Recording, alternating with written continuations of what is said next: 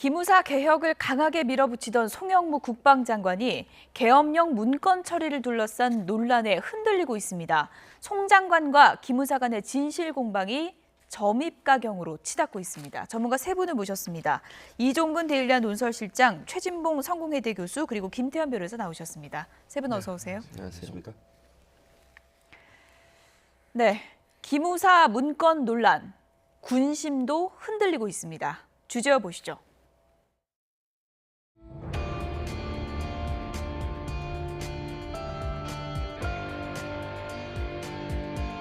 저는 현재 36년째 군복을 입고 있는 군인입니다.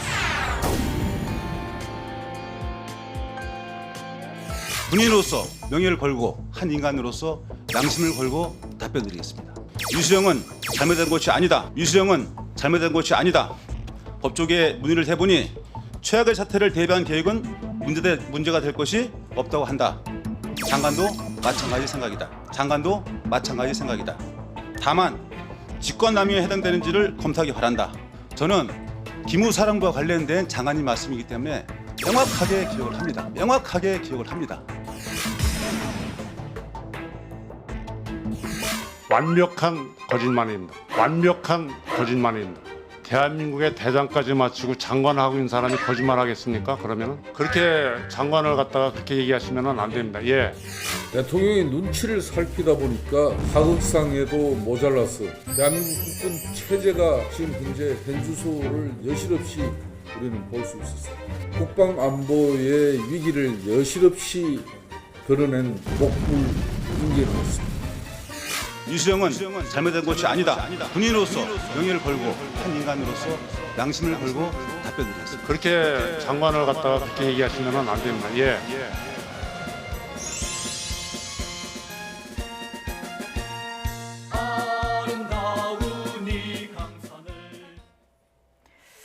어제 국방위에서 벌어진 진실 공방 잠시 보여드렸습니다.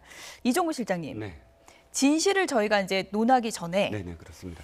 군의 집안 싸움이 지금 완전히 생중계된 거잖아요. 네, 그렇습니다. 예. 그런데 우리가 다른 곳에서는 집안 싸움이라고 표현이 가능합니다. 그런데 군 내에서는 집안 싸움이라고 표현하면 안 됩니다. 왜냐하면 군은 전시를 늘 생각하는 집단 아닙니까? 그렇죠. 그러면 전시에서 만약에 집안 싸움이라는 표현이 가능할 수 있을까요? 그거는 그 즉시 무너지는 겁니다. 예. 국가 안보가 그냥 무너지는 것이기 때문에 우리가 상명 하복 문화를 어느 민주적인 어떤 제 기관이라든지 다 인정하지 않지만 예. 이것만큼은 정확하게 인정해야 되는 것이거든요. 우리 국민의 안전과 국가의 안보를 위해서. 그러니까 지금 벌어지는 일들은 진실 공방을 떠나서 예. 있을 수 없는 일이다. 군령이 무너졌다라고 예. 표현하는 것이죠. 예, 최진봉 교수님. 네.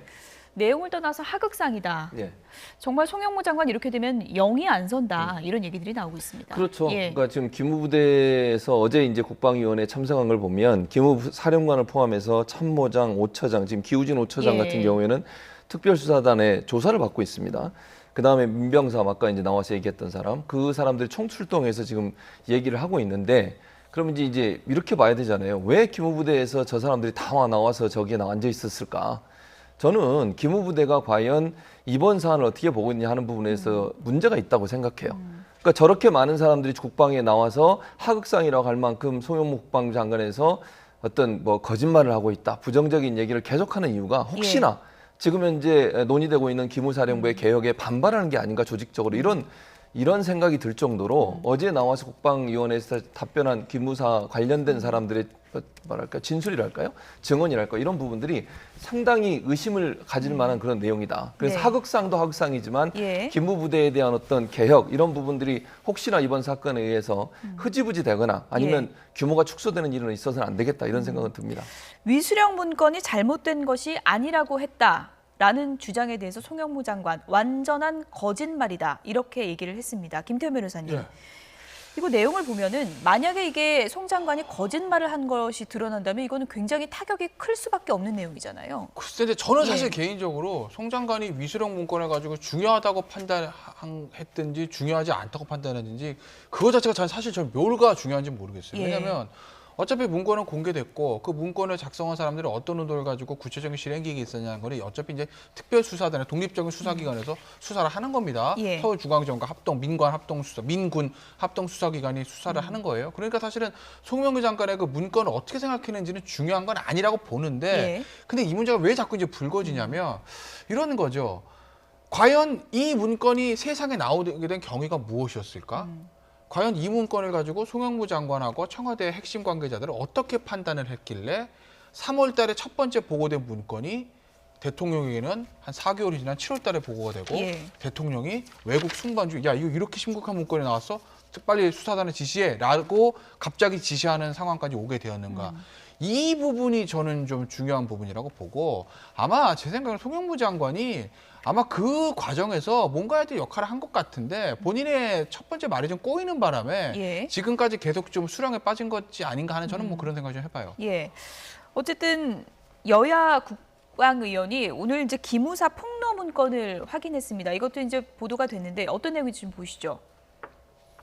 이런 내용이 담겨 있습니다. 송영무 장관이 위수령 검토 문건 중에 수도방위 사령부 문건이 수류탄급 폭발력을 가지고 있다면 기무사 검토 문건은 폭탄급인데 기무사에서 이철희 의원한테 왜 줬는지 모르겠다 이런 얘기를 했다라는 이제 내용이 이 문건에 담겨 있고요. 그리고 기무부대 요원들이 BH, 청와대나 국회를 대상으로 장관 지휘권 밖에서 활동하는 게 많은데 이걸 용인할 수 없다. 그래서 기무사를 개혁해야 한다. 이런 얘기를 했다는 내용이 기무사가 전달한 폭로 문건에 담겨 있었습니다. 네. 사실 오늘 담긴 어떤 내용들을 일단 섣불리 판단은 못 하겠어요. 예. 사실 이 내용 갖고만 판단은 못 하겠는데 다만 우리가 지금 이 상황을 좀 더 면밀히 지켜봐야 된다라고 예. 생각이 드는 게 지금 저는 지금 김 변호사 말씀이랑 좀 다른 게 뭐냐면 왜 송영무 국방장관의 저 인식이 문제가 있냐면 자 지금 이 기무사 문건이 과연 굉장히 중요한 문건이라면 송영무 장관은 4번에 걸쳐서 사실은 바로잡을 기회가 있었거든요. 예. 첫 번째는 3월 첫 달에 보고죠. 첫 보고 예. 받았을 때, 두 번째는 4월 30날 조국 수석과 임종석 비서실장의 문건과 관련된 구두 보고를 했을 예. 때, 그다음에 6월 28일 날 기무사 문건과 관련해서 6월 28일 국방부가 그 정책실장을 포함한 실장들에게 보고했을 때, 마지막으로 7월 9일 좀 전에 대령 기무 예. 부대장과 논쟁이 있었던 그 시기가 7월 9일 날 국방부가 국방부 장관 지휘하에 실국장 회의를 할 때 나온 예. 발언이거든요. 예. 이 4번에 걸쳐서 송영무 장관의 인식이 어땠냐면 똑같았어요. 마지막 7월 9일 날 뭐라고 얘기했냐면 예. 법조계에 문의했다 문제 없다라고 이야기했다는 거예요. 김 예. 부대장은. 그런데 김 부대장의 증언만이 아니라 사실은 기록 문건이 있어요. 예. 회의실에 기록 문건이 있고 또 예. 이 문건이 12일 날 사실 문제가 되자 송영무 국방장관은 회의에 참석한 사람들한테 서약서를 받아요.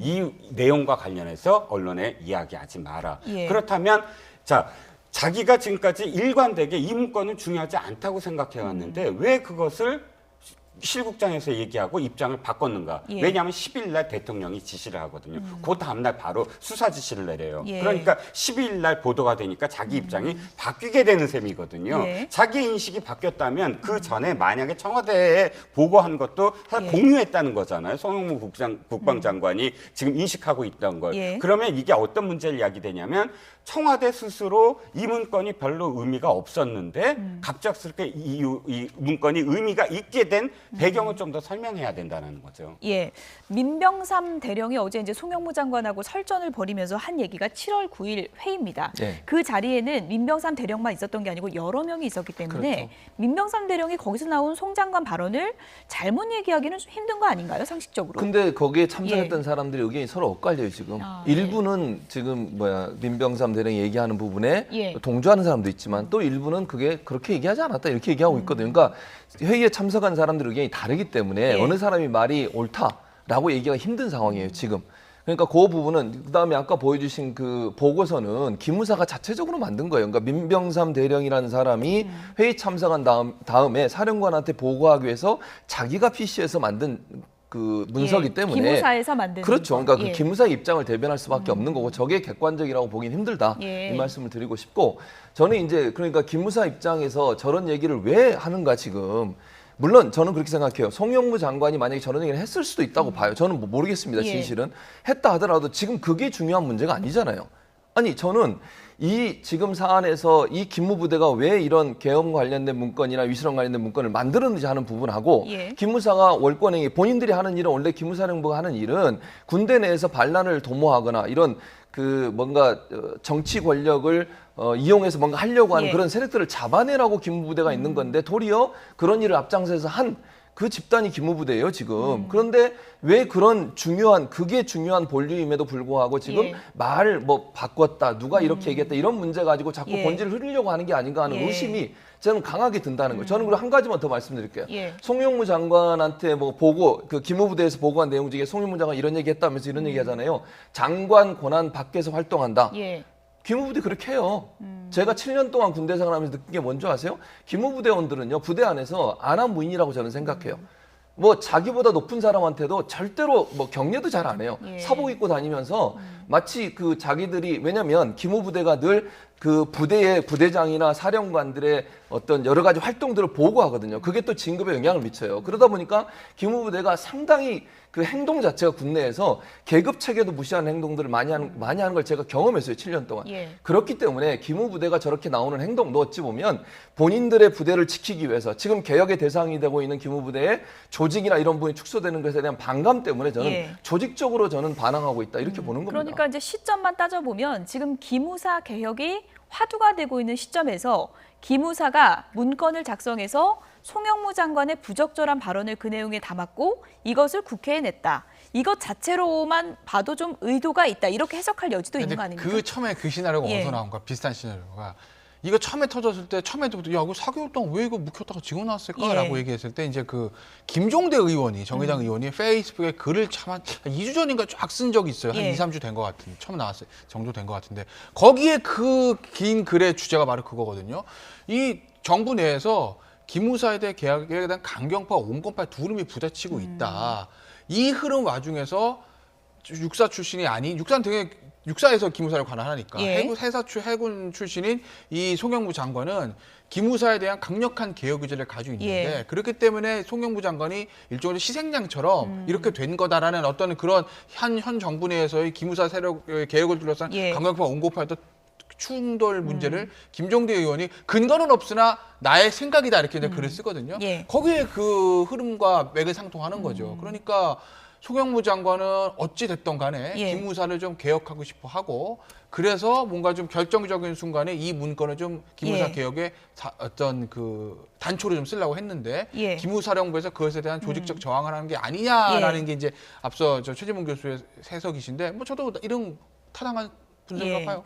송영무 장관의 회의석상에서의 발언뿐만 아니라 문건 첫 보고를 둘러싸고도 진실 공방이 벌어졌습니다. 그 내용 다시 한번 좀 들어보시죠. 기무사령관께 질문 드리겠습니다. 이 문건을 3월 16일 날 국방부 장관에게 첫 보고를 했다고 하셨죠? 그렇습니다.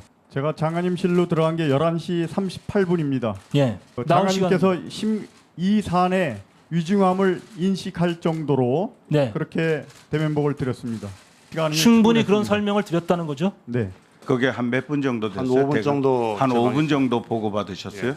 그 문건이 아니고요. 딴 네. 지일반 보고를 하고 이게 중요한 사안이라고 해서 이거는 놓고 가라. 내가 별도로 이렇게 두꺼운 것을 다 볼 네. 수가 없다. 지금 이 시간은 그랬습니다. 5분입니까? 그보다 더 되는 것 같습니다. 얼마나 더 됩니까? 한 20분 정도 되는 것 같습니다. 국방부 장관의 언급에 의하면 이 문건을 그냥 책상 위에 놓고 가라고 해서 그러고 왔다라고 보도된 사실 보도된 거 아시죠? 네. 어느 게 사실입니까? 첫 번째 게 사실이죠? 그렇습니다. 두 번째 놓고 가라고 해서 놓고 갔다라는 건 사실이 아니죠? 그렇습니다. 왜 거짓말을 했죠? 누가 거짓말한 겁니까? 송영무 장관님 네. 놓고 가라고 해서 그냥 놓고 갔다. 장관님 발언 아니에요? 제가 그렇게 얘기했습니다. 왜 거짓말하셨습니까? 저는 평생 정직하게 살아왔습니다. 그걸 묻는 게 아니잖아요. 지금 왜 네. 분명히 드러난 거짓말을 왜 했느냐고 묻는 거잖아요. 그러면 증인이 있습니다. 저는. 이 자리에서 기무사령관, 국방부 장관 둘 중에 한 사람은 거짓말을 하고 있다는 거예요? 그것도 수사에서 밝혀지면 될 것이라 판단합니다. 기무사 쪽에서는 20분이라고 하고 송영무 장관은 5분이라고 하는데 시간 차이가 15분이나 납니다. 이게 어느 쪽이 진실에 가깝다고 봐야 되는 겁니까? 자, 지금 예. 저희가 좀 전에 봤던 민병삼 부대장하고의 공방과 지금 이석구 기무사령과의 공방은 굉장히 다른 거예요. 어떻게 다른가요? 왜 다르냐면, 예.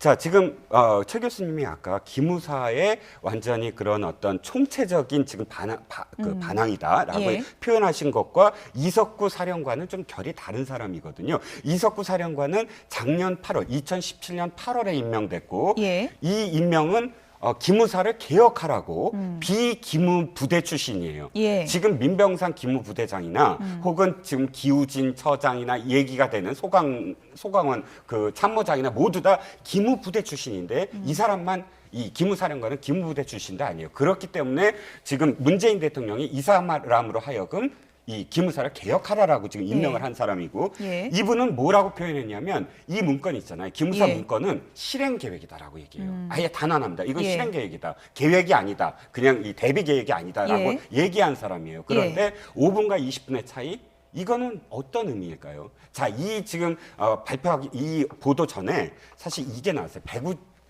백승주 의원이 예. 뭘 질문하냐면 몇 시에 국방부에 도착하셨습니까? 하고 예. 이석구 사령관한테 물어봐요. 그랬더니 예. 11시 40분에 도착합니다 해요. 예. 그리고 12시에 국방부를 나온다고 얘기합니다. 그럼 20분 동안 있었어요. 예. 그러면 그 20분이 뭐냐면 이석구 사령관은 이렇게 얘기하는 거예요. 그 20분 동안 있었다는 거예요. 예. 만나서 있었다. 그리고 난 12시에 왔다. 예. 그런데 그 후에 제보가 들어와요. 백승주 의원한테 10시 38분에 왔다. 그러니까 그거는 찍혀져요. 국방부에 예. 들어가면 찍혀지거든요. 예. 그럼 10시 38분에 왔다는 게 밝혀져요. 그러면 10시 38분에 와서 11시 40분과 시간 차이가 있잖아요. 1시간 정도 있네요. 1시간 차이 예. 있는데 1시간보다 더 많을 수도 있어요. 어떤 의미냐면 자, 5분이라면 지금 국방부 장관이 얘기는 5분이라면 10시 예. 38분에 와서 38분에서 5분이면 42분. 예. 그러니까 아무리 시간을 맞춰서 10시 45분에 나와서 12시 넘어서 이 식사 자리가 있거든요. 그 시간까지 1시간 20분이 남아요. 예. 자, 그러면 1시간 20분이냐 20분이냐의 차이예요. 예. 그럼 1시간 20분 동안 어디에 있었느냐? 이게 지금 관건이에요. 일종의 좀 알리바이성 발언이라고 예, 보시는 왜냐하면 건가요? 한 가지만 더 말씀드리면 자, 또 한 가지가 밝혀져요. 문건을 갖고 가잖아요. 8쪽짜리와 67쪽짜리가 나왔잖아요. 그걸 한 부씩 갖고 가서 국방부 장관한테 보고했다고 돼 있잖아요. 예. 한 부가 더 있었어요. 67쪽짜리 한 부가 더 예. 있었습니다. 그걸 백승주 의원이 추궁을 해요. 한 부 더 인쇄해서 갖고 갔는데 그거 어디다 넣느냐. 예. 그랬더니 나중에 이렇게 얘기를 해요. 세절했다. 가느다랗게 다 없애버렸다. 그러면 세절할 문건을 왜 갖고 갔느냐 했더니 그냥 보고하고 그 67쪽 한자를 그냥 나와서 바로 세절했다고 해요. 그런데 이 지금 유추하는 건 뭐냐면 1시간 20분 동안 과연 그 보고서 그러니까 1시간 20분의 알리바이와 예. 보고서 한 부의 알리바이 이거를 지금 사실은 밝혀야 돼요. 그래서 다시 이 국방위에서 지금 이석구 사령관은 나중에 다시 밝히겠다라고 해서 끝났습니다. 예, 어쨌든 이제 보고 한 날에 여러 가지 미스테리가 남아 있는 건 분명한 거네요. 그러니까 예. 뭐 이제 그거는 이종근 실장님이 예. 추측해서 얘기하신 거고. 송 장관하고도 또 말이 엇갈리고. 네, 그러니까 예. 일단 중요한 것은 두 사람 이석구 사령관이 지금 얘기하는 물론 이석구 사령관이 거짓말을 할 수도 있고 뭐 예. 다른 얘기를 할 수도 있죠. 그건 밝혀져야 될 문제고. 그렇죠. 지금 이제 이석구 사령관하고 송영무 장관하고 문제는 5분과 20분의 차이잖아요. 그걸 예. 가지고 지금 이제 밝혀진 건 그거니까 그걸 가지고 얘기를 해야 된다고 생각하고 저는 이렇게 생각해요. 5분, 20분 별로 중요하다고 생각하지 않습니다. 저는. 그리고 그 68쪽짜리를 20분 안에 그럼 중요한 사안이라고 그걸 장관이 그 자리에서 다 자세히 볼 수 있겠어요? 볼 수 없다고 저는 봐요. 그러니까 놓고 가라고 하는 건 맞다고 저는 보고 또 하나 10시 38분에 들어왔다. 그러면요 장관실에 가면 비서실이 있잖아요. 비서실에 대기하고 있어요. 당시에 국방부에서 뭐라고 밝히냐면 장관이 다른 사람과 얘기하고 있어서 10분 정도 밖에서 비서실에 대기하고 있다가 들어왔고 11시에 장관이 다른 회의가 있어서 55분에 나갔다 이렇게 얘기를 해요. 예. 그러면 7, 8분 정도 돼요. 근데 저는 뭐 아까도 얘기했지만 시간이 별로 중요하다고 생각하지 않고 그 문건을 그럼 제대로 살펴볼 수 있는 시간이 있었냐 하는 문제라는 거예요. 제가 볼 땐 두 사람 다 동의하는 것은 문건을 놓고 가라. 했다고 하는 부분이니까 그 부분은 의견이 일치가 돼요. 그러니까 저 문제가 5분, 20분 가지고 지금 저기서 논쟁할 예. 문제냐 하는 부분에 있어 저는 상당히 의문이라는 생각이 들고 예. 이석구 사령관이 물론 뭐 비무사 출신이니까 기무사 개혁에 앞장선다고 생각하시는데 저는 그렇게 생각하지 않습니다. 이 사람이 기무사령관 되고 나서부터 기무사의 입장에 편에 서서 기무사를 어떤 형태로 물론 개혁을 해야 되는 건 분명하니까 다만 개혁의 어떤 과정에서 축소되거나 아니면 일정 부분 어느 정도까지는 보호하면서 기무사를 개혁하려고 하는 의도가 있지 않나 이런 생각이 듭니다. 예. 말씀하신 것처럼 이것이 본질이 아닌데 왜 진실 공방으로 몰고 가느냐. 민주당에서는 이렇게 주장을 하고 있고 지금 야당에서는 상당히 중요한 문제다. 이렇게 공세를 퍼붓고 있습니다. 들어보시죠. 국방부 장관과 예하부대 사령관 사이에 설전이 벌어지는 상황에 아연실색할 수밖에 없었습니다. 도대체 진실이 무엇입니까? 이런 상황에서 독립수사단의 수사가 제대로 이루어질지 의문입니다. 또 송영무 국방장관 역시 정상적인 임무 수행이 가능한 상황은 아니라고 봅니다. 송 장관 스스로 거취를 결정하는 것이 맞다고 봅니다. 청와대도 송 장관의 거취에 대해서 결단을 내리기를 다시 한번 촉구합니다. 자유한국당이 지금과 같은 태도라면 실제 계엄령이 발동되었을 때 과연 몇 명의 의원이 불법적인 계엄령에 저항했을까? 국민을 위해서 헌법을 사수하고 국민 기본권을 지키기에 앞장섰을까? 심히 의심스럽습니다. 마치 현재의 국면을 송영무 장관과 기무사 사이에 진실 게임인 것처럼 전개하면서 심지어 현 국방부 장관의 개혁 의지를 좌초시키기 위해 거짓말쟁이로 몰고 가는 그런 양상입니다. 달을 가리키고 있는데도 그 가리키는 손가락이 굽었느니 삐딱하다느니 하는 격이나 다를 바가 없습니다. 전문이 공개된 기무사 계엄령 세부 실행 계획은 충격 그 자체라 할 것입니다. 정권을 탈취하기 위해 군대와 불법을 동원했던 12.12 쿠데타와 하나도 다를 바 없는 2017년 12.12 버전이라 할 것입니다. 지금 중요한 게 그게 아닌데 불똥이 엉뚱한 대로 튀었다. 이게 이제 추미애 대표 주장인데 야당에서는 송영무 장관 이래갖고 업무 수행 제대로 할 수 있나라는 공세를 퍼붓고 있습니다. 정상적인 예. 흐름을 경질하는 게 맞죠. 예. 그래서 청와대의 결단인 건데 두 가지입니다. 하나는 어쨌든 모든 조직이 그렇지만 국방부 장관처럼 명이 중요한 장관은 없습니다. 모든 조직이 다 그렇긴 하죠. 예. 특히 그렇죠. 군이나 특수조직. 그런데 내부적으로 알려지지 않은 알력 다툼이 아니라 국회의원들 앞에서 전 국민이 다 보는데 쉽게 말해서 대령이 육군 장관, 사성 장군 출신의 장관을 들이받은 거거든요. 그럼 권위가 땅에 떨어진 거예요. 그럼 통솔 되겠습니까? 그 부분이 하나 있고 예. 지금 민병삼 대령의 말이 진실이라고 하면 어떤 형태로든지 송영무 장관은 이 문건을 쉬쉬쉬 한 겁니다. 예. 왜냐면 청와대에 처음에 가서도 그냥 구두만 대충 보고하고 야 중요한 게 아니야. 중요한 게 이렇게 했다는 거 아니겠어요? 본인 예. 혼자 스스로 알아보고. 그런데 대통령은 이 문건을 상당히 중요하게 보는 거죠. 예. 이 가장 엄중한 사안에 대해서 대통령의 인식과 국방장관의 인식이 다르다고 하면 뭐 어떻게 해야 되죠? 경질해야죠. 경질하는 게 맞는 겁니다. 그런데 다만 정말 청와대가 경질을 할까? 저는 그건 좀 지켜봐야 된다고 생각을 해요. 그건 앞서 이제 김종대 의원이 얘기했던 이 기무사의 개혁을 둘러싼 강경파와 온경파의 이 충돌의 흐름 속에 송영무 장관이 가운데 껴있다라는 그 어떤 시나리오 연대를 예. 봤을 때 청와대에서는 아직까지 송영무 장관이 좀 필요하다고 볼 여지도 있는 거죠. 예. 지금 말씀해 주신 것처럼 청와대 고민이 지금 깊어질 수밖에 없는 상황인 것 같습니다. 지금 뭐 경질을 해야 되나 말아야 되나 이 고민을 할 수밖에 없는 상황인데 또 경질하자니 기무사 개혁 이거 상당히 중요한 문제인데 이 흐름을 완전히 끊어버릴 가능성이 있고요. 또 안고 가자니 요즘에 말 실수도 너무 많았고 자질론이 또 이제 상당히 높지 않습니까? 네, 어떻게 그런데 보십니까? 참 예. 이해가 안 가는 게요.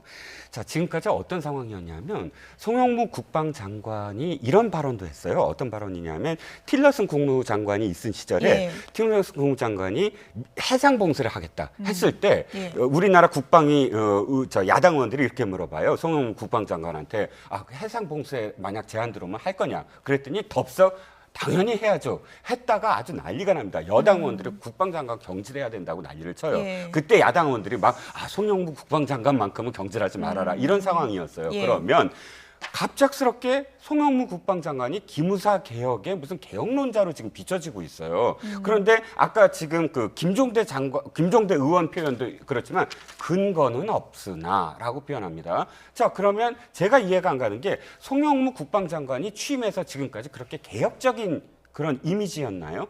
국방을 개혁하고 하려는 이미지였느냐. 근데 실제로 이분이 정말로 어떤 중간에 기무사 갖고 어떤 문제가 있어서 나는 정말 생각이 이래라고 한 번이라도 밝힌 적이 있나요? 그게 아니라 이번 문건이 터진 다음에 갑자기 송영무 예. 국방장관이 기무사 개혁의 하나였던 앞장선 인물처럼 보이거든요. 예. 저는 그래서 이게 앞뒤가 좀 안 맞는 게 아니냐라는 또 예. 시각을 보입니다. 이번 문건 논란과 관련해서도 송영무 장관이 다른 것보다 좀 국민에게 좀 이해가 쉽고 명확하게 답변을 못했기 때문에 논란을 키웠다. 이런 비판이 상당히 많이 나오고 있는데 지금까지 상당히 부적절한 발언, 설화가 계속됐던 게 사실이죠. 다시 한번 좀 모아봤습니다.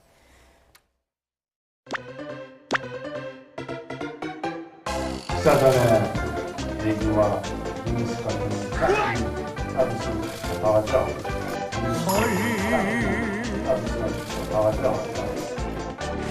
저 사람하고 상대에서는 그 사람이 아니구나. 안보 문제나 국방 문제에서는 그거는 학자 입장에서 떠드는 것 같은 느낌이지. 그 안보 특보라든가 정책 특보 사람 같지 않아서 대타스였습니다. 저 사람하고 상대에서는 그 사람이 아니구나. 안보 문제나 국방 문제에서는 여성들이 행동 거지라든가 말하는 것 이런 것들에 대해서 조심해야 된다. 행동 거지라든가 말하는 것 조심해야 된다. 왜 거짓말하셨습니까? 저는 평생 정직하게 살아왔습니다. 저는 평생 정직하게 살아왔습니다.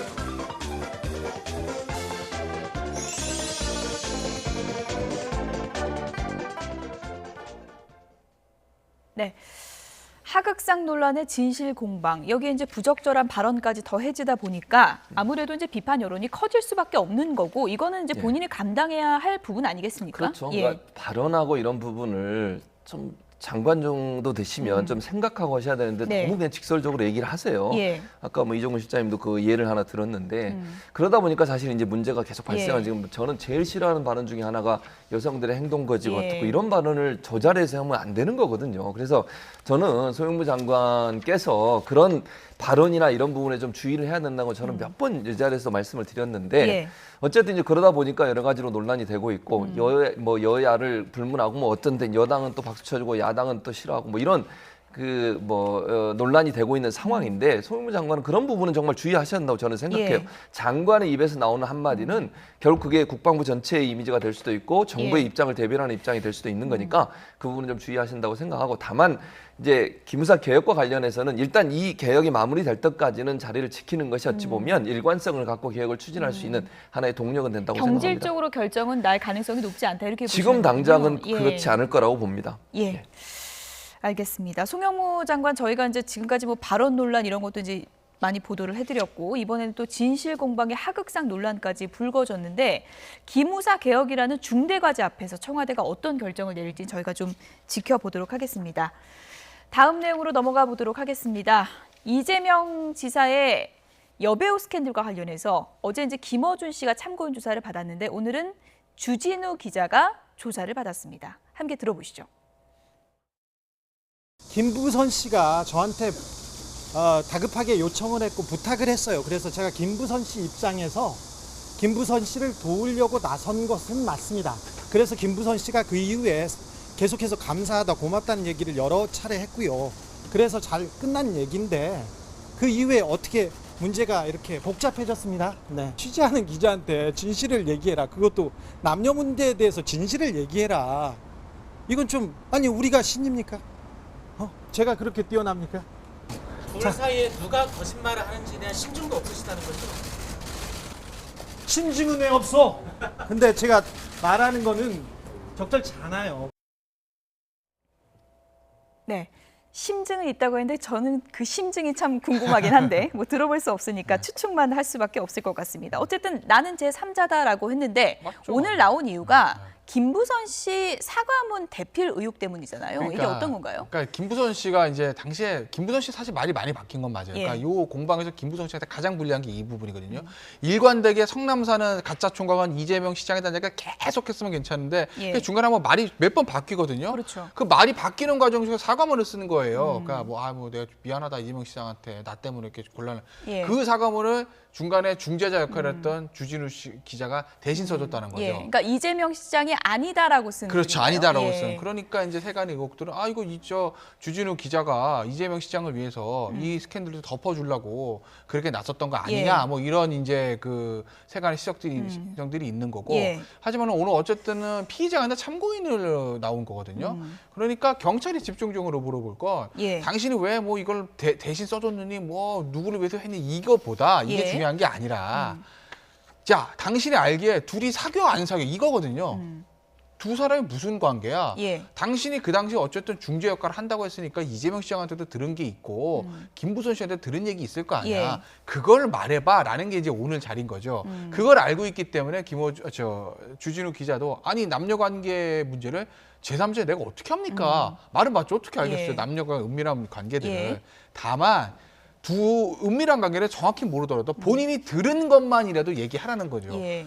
팩트든 아니든 우리가 판단할 테니 김부선 씨한테 이재명 시장과의 관계에 대해서 뭐라고 들었는지 이재명 시장한테 김부선 씨의 관계에 대해서 뭐라고 들었는지 퍼즐이 좀 맞춰지겠네요. 그렇게 되면. 얘기를 해보라는 예. 얘기죠. 뭐 글쎄요 어제도 뭐 김호준 씨도 진술을 했다는 것 같고 오늘도 주진우 기자도 얘기를 했으니까 어느 예. 정도 경찰에 맞춰가겠죠. 근데 역시 하이라이트는 마지막에 있을 김부선 씨의 조사 예. 그리고 그 다음에 있을 피의자 신분이 예. 이재명 경기도지사의 조사 이게 하이라이트죠. 예. 공지영 씨 SNS 글이나 김영환 의원 이제 발언을 통해서 주진우 기자가 이제 계속해서 언급이 됐었는데 네. 지금까지 계속 침묵을 지키지 않았습니까? 네, 그렇습니다. 그런데 이제 아까 그 태도가 사실은 이렇잖아요. 기자가 기자한테 묻는 상황이잖아요. 예. 그런데 거기에 이렇게 얘기를 합니다. 처음에 우리가 신이냐, 내가 신이냐 예. 라고 얘기했다가 심증 문제를 했을 때 예. 심증이 왜 없어 하고 소리를 지르잖아요. 예. 그게 딜레마예요. 자기가 기자이면서 사실은 피고인으로, 그러니까 참고인으로 나온 예. 딜레마거든요. 예. 내가 모른다, 그리고 신이 될 수 없다라고 지금 자기 스스로를 보호해야 되는데 거기에 대해서 사실 기자 입장에서는 그러면 안 되거든요. 어떤 상황에도 기자는 어떤 상황이 있을 때 이것을 그냥 사실로만 받아들이는 것이 아니라 무엇이 사실 중심이 될까, 우리가 보통 예. 업계에서 얘기하는 야마가 예. 될까. 예. 그러니까 그거를 생각하고 이 사안을 접근하지 아니했을 리가 없어요. 그러니까 예. 심증이 뭐 증거가 있느냐 했을 때 심증이 왜 없어라고 소리를 질렀지만 그 과정에서 어쨌든 주진우 기자의 딜레마를 우리가 볼 수가 있는 거죠. 예.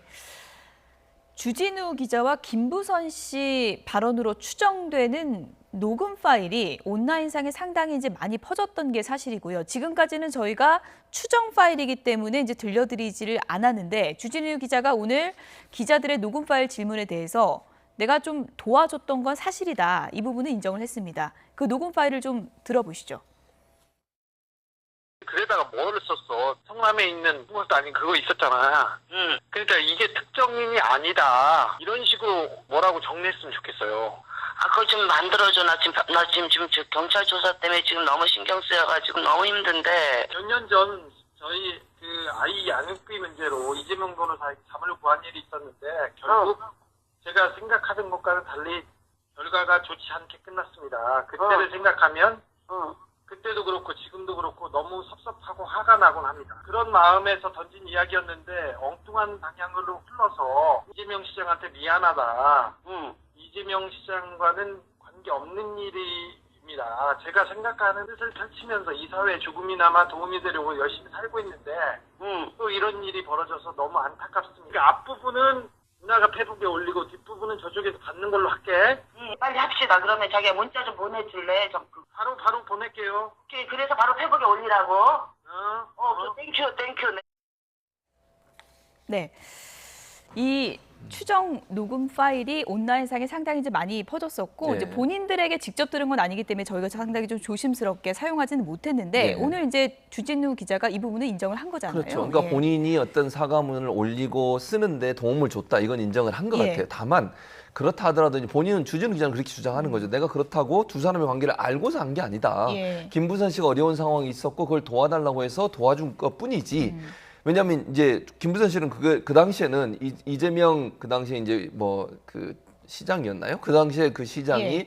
본인에 대해서 고소를 하거나 아니면 고발을 해서 피해를 당할까 봐에 대한 두려움을 갖고 있었어요. 그러다 예. 보니까 그걸 피하기 위해서 어떤 형태로든 사과문을 올려야 되는데 그 사과문을 만드는 과정에서 주진우 기자의 도움을 받은 거 맞다. 주진우 기자도 그걸 도와준 건 맞다. 다만 두 사람이 어떤 관계인지는 모른다. 이렇게 지금 얘기를 하고 있는 거죠. 그러니까 저 관계를 어떻게 알 수 있겠습니까? 사실 뭐 우리도 어떻게 판단하기가 애매해요. 예. 그러니까 뭔가 분명히 도와준 건 맞는데 그걸 주진우 기자가 알고 얘기를 한 건지 아니면 그걸 모르는 상태에서 단순히 그냥 김부선 씨를 도와주는 입장에서 한 건지 이게 지금 밝혀질 수 없는 상황이라 예. 이 부분이 상당히 지금 논란이 되고 있지 않나 하는 생각이 듭니다. 네. 본인들이 이제 얘기를 한 것처럼 김어준 씨도 그렇고 주진우 기자도 그렇고 제3자고 어떻게 보면은 이제 들은 내용을 가지고 이렇게 소환까지 당해야 되는 그런 이제 처지가 된 건데 하이라이트는 말씀하신 것처럼 김부선 씨 조사 그리고 이재명 지사가 나와서 얘기를 해야 되는 부분인데 이재명 지사는 지금 뭐 조폭 연루도 그렇고요. 상당히 조사받을 게 많잖아요. 어떻게 진행이 되는 겁니까? 뭐 이거는 왜냐면 그러니까 조폭 연루는 아직까지 이제 뭐 예. 수사하는 건 아니니까 좀 지켜봐야 되는데. 본인이 이제 검찰 수사를 또 받겠다고 했잖아요. 근데 그것도 예. 좀 재밌는 게 예. 글쎄요. 그러니까 이재명 지사가 지금 반론 보도 청구를 했어요. 예. 근데 기자님께 잘 아시겠지만 반론 보도 청구 별거 아닙니다. 그거. 그냥 그것이 알고 싶다 해서 이재명 지사는 이렇게 밝혀왔습니다. 한 장 달랑 나오는 거거든요. 예.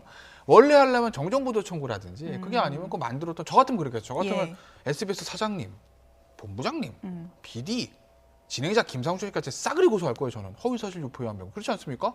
큰일 날 일들 하는 거잖아요. 근데 그걸 안 합니다.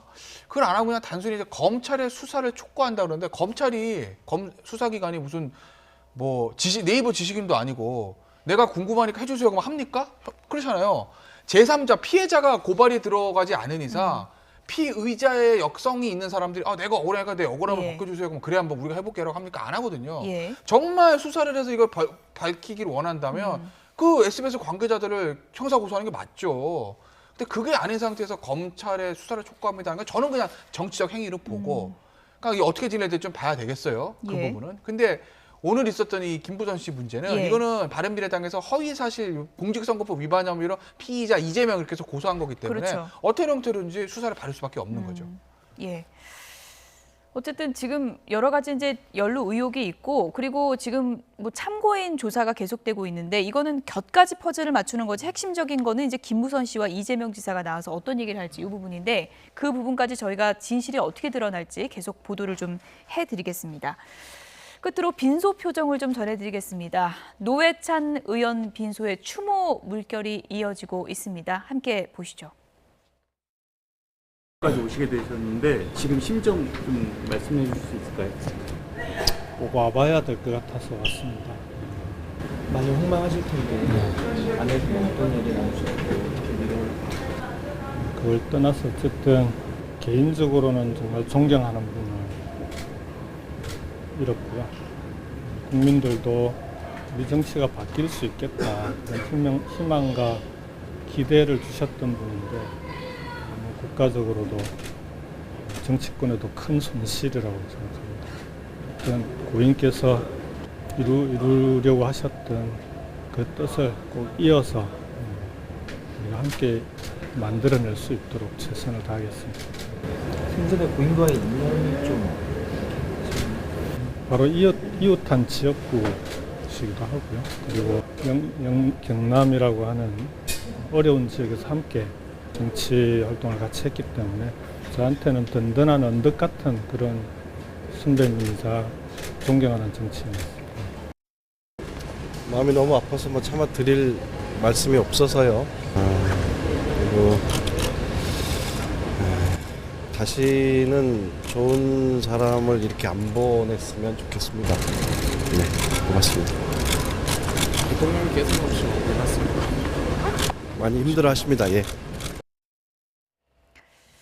네. 문재인 대통령께서도 지금 뭐 많이 힘들어하십니다라면서 청와대에 또 이제 분위기를 전했는데요. 예. 예. 아무래도 이제 문재인 대통령 입장에서도 물론 뭐 본인이 직접 말씀하시기도 하셨습니다만 같은 정당에서 일하진 않았지만 진보 예. 정치의 상징적인 인물 아니겠습니까? 또 정말 뭐 같은 뭐 지향점을 갖고 있다고 저는 생각해요. 문재인 대통령이 생각하시는 분들 사실 힘없고 우리 사회 소외된 사람들에서 변호하는 입장이 늘 섰던 분 아니겠습니까? 예. 근데 노회찬 원내대표 같은 경우도 늘 노동자 편에 서서 본인이 경험했던 노동 현장의 아픔들을 대변해주고 그들을 도와주기 위해서 온갖 힘을 다했던 분 아니겠습니까? 그래서 삶의 족적과 이런 상황들을 보면 거의 그 노회찬 원내대표와 문재인 대통령의 삶의 족적이 거의 비슷해요. 그런 차원에서 본다고 하면 그 더 가슴이 아프실 것 같아요. 그렇게 예.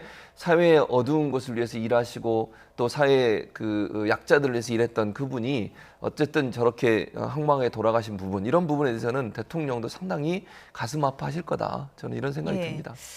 김경수 지사도 오늘 이제 조문을 하고 든든한 언덕 같은 선배였다 이렇게 이제 표현을 했는데 아무래도 이제 드루킹 특검과 관련해서 이제 여러 가지로 또 이제 같이 좀 얽혀 있다고 해야 될까요? 이제 같이 거론이 되는 정치인이다 보니까 또 상당히 좀 더 마음이 무거웠을 것 같습니다. 당연하겠죠. 지금 그 드루킹 사건과 관련해서는 사실 두 사람 아닙니까? 현역 정치인에서는 예. 김경수 도지사하고 그다음에 노회찬 의원. 그런데 일부에서는 이런 말도 있었어요. 그러니까 그 노회찬 의원의 그 수사가 사실은 김경수 도지사를 가려주기 위해서 이렇게 크게 벌인 별건 수사 아니냐. 예. 이런 그 의혹이 제기되니까 당사자인 김경수 지사 입장에서는 예. 어떻겠습니까? 마치 자기 때문에 이렇게 그 노회찬 의원의 이것이 커지지 않았나 뭐 이런 예. 생각도 할 수밖에 없겠죠. 자신의 어떤 여죄 여부를 떠나서. 예. 그래서 사실 아까 말씀하셨지만 지역도 가깝지만 그런 마음이 더 큰 상실감으로 온 게 아닌가 싶습니다. 예, 폭염 속에서도 추모 행렬이 상당히 좀 계속되고 있는 그런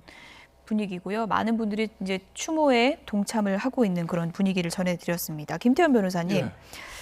김경수 지사 얘기가 나와서 특검 얘기도 끝으로 간략하게 좀 해보겠습니다. 오늘 드루킹이 숨겨놨던 USB를 특검에 제출을 했다고 합니다. 근데 그 USB 안에 김경수 지사와 나눈 대화 내용이 담겨 있다고 그러죠? 일단 이제 18일 날 예. 그 제출한 거 이미 제출한 거 변호사 통해 가지고 압수수색한 건 아니고 특검은 모르고 있는데 드루킹이 낸 거예요. 예. 오늘 아침 보도가 되는데 저게 이제 어떻게 된 거냐면 드루킹이 3월 한 중순에 체포되기 직전에 한 이틀 전에 본인이 가지고 있던 자료 중에서 제일 중요한 걸 저기다 다 담아서 64GB라고 해요. 예. 문서가 64GB 엄청난 거 엄청난 아니겠습니까? 양이네요. 파일이요. 예. 그걸 측근한테 준 거죠. 너 가지고 있어 이러고. 그러니까 아무도 저거의 존재를 모르니까 경찰이 아무리 압수수색해도 안 나오고 특검이 압수수색한데도 안 나오는 거예요. 그런데 이번에 묻지도 않았는데 알아서 자기가 낸 거거든요. 뭐가 있나 봤더니 일단 이거 알려진 겁니다. 정확하게 특검이 발표한 건 아니고. 원래 우리 김경수 당시 의원하고 드루킹하고 시그널이라는 보안 메신저로 대화했다고 그러잖아요. 그렇죠. 그 대화 내용이 들어있다는 거예요. 그리고 드루킹이 원래 자기 한글에 기록을 잘한답니다. 몇 월 며칠 몇 시에 어디서 김경수 의원을 만난 일지가 있다는 거예요. 예. 그리고 김경수 의원이랑 했던 그 홍보한 기사 목록이 있다는 거예요. 그리고 또 다른 정치인들 만났던 내용이 있다는 거죠. 그러니까 거기에 아마 가장 중요한 게 있지 않겠는가. 여기서도 김경수 의원과의 관계에 대해서 입증할 수 있는 게 안 나오면 김경수 의원은 완벽하게 김경수 지사는 완벽하게 클리어해 주는 예. 겁니다. 그런데 만약에 나온다면 여기서 뭔가 걸릴 가능성이 있는 거죠. 왜냐하면 예. 특검이 이제까지 아마 압수수색을 해서 어쨌든 자료보다 가장 중요한 자료가 들어있을 거예요. 지금 특검 측에서 뭐라고 얘기한다고 하냐면 우리는 더 이상 드루킹의 협조를 받을 거 없어 이렇게 얘기한다는 거거든요. 그건 예. 뭐냐? 야, 그 USB를 다 있어 거기 이 얘기예요. 그러니까 여기서 과연 무엇이 나올 것인가? 이게 아마 이 특검뿐만 아니라 향후 이제 전국의 방향에도 엄청난 태풍에 물건 자료가 있든지 없든지 지켜봐야죠. 앞서서 특검이 정치인 소환의 가능성이 있다라고 이제 언급은 했는데 예. 그 USB 안에 있는 자료에 따라서 김경수 지사 소환 가능성도 점쳐지겠군요. 아니, 김경수 의원은 김경수 지사는 뭐 기소를 하던 무혐의를 하던 어떤 형태로도 소환 조사를 안 할 수는 없습니다. 특검 입장에서는. 나중에 야 아무리 봐도 입증이 안 되겠는데 무혐의 한때 하더라도 기소하려면 당연한 것이고요. 김경수 지사를 소환 안 할 수는 없죠. 예. 난관이 많았던 드루킹 특검인데요. 후반기로 접어들었습니다. 후반기 화살은 어디로 향할지 지켜보겠습니다. 이종근 데일리안 논설실장, 최진봉 성공회대 교수, 김태현 변호사 세 분이었습니다. 고맙습니다.